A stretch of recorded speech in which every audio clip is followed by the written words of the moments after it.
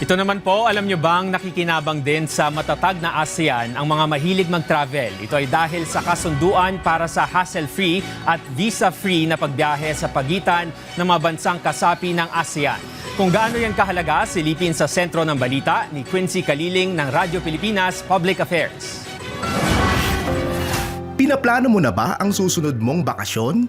Bakit hindi mo subukang pasyalan ang mga karatig bansa ng Pilipinas dito sa Southeast Asia?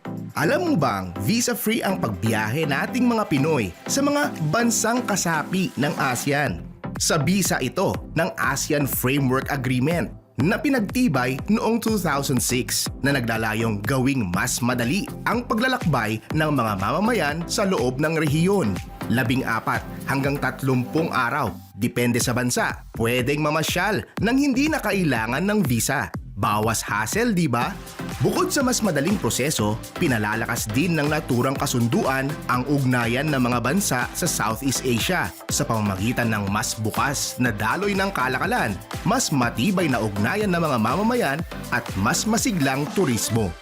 Kaya ano pang hinihintay mo? Ihanda na ang passport at maleta at simulan ang iyong ASEAN adventure. Para sa Integrated State Media, Quincy Kahilig, Radyo Pilipinas, Radyo Publiko.